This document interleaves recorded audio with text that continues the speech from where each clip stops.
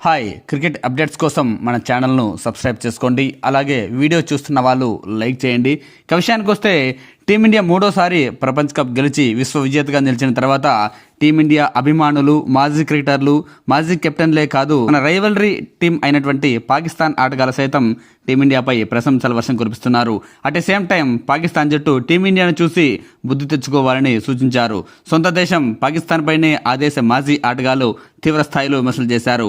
ఇప్పుడు ఆ టీం మాజీ ఆటగాడు మహమ్మద్ రిజ్వాన్ సైతం పాకిస్తాన్పై విమర్శలు చేస్తూనే టీమిండియాను ప్రశంసలతో ముంచెత్తాడు.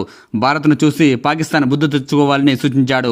ముఖ్యంగా సంజు శాంసన్, ఇషాన్ కిషన్ లాంటి ఆటగాళ్లను చూసి పాకిస్తాన్ బ్యాట్స్మెన్లు నేర్చుకోవాలని హితవు పలికాడు. భారత జట్టు ఓ పద్ధతిగా వెళ్తోంది. జట్టులో చోటు కోసం పరితపించిన సంజు శాంసన్ ఏకంగా ప్లేయర్ ఆఫ్ ద టోర్నమెంట్ గా నిలిచాడు.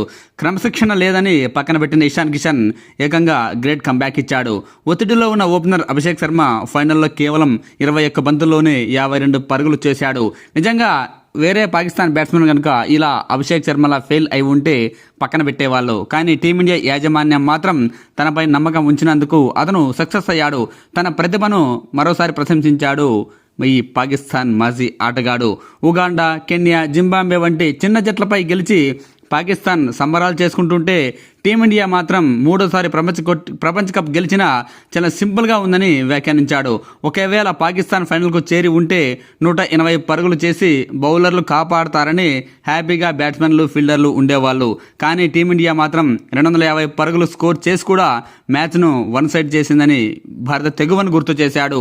అదే టీమిండియా 250 రన్స్ చేసినా కూడా ఎక్కడా కూల్గా లేదు. మ్యాచ్ ముగిసే వరకు చాలా సీరియస్గా తీసుకుంది. అదే పాకిస్తాన్ క్రికెటర్లకు ఈ సీరియస్ లేదంటూ రిజ్వాన్ వ్యాఖ్యానించాడు. ఒకటైతే వాస్తవం, నిజం.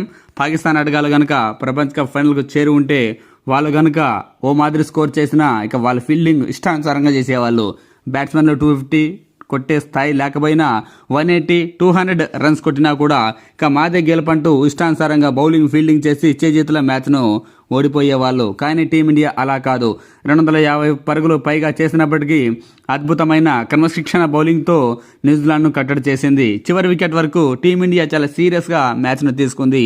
ఆ సీరియస్సే ఈరోజు భారత్ను మూడోసారి విశ్వ విజేతగా నిలిపింది.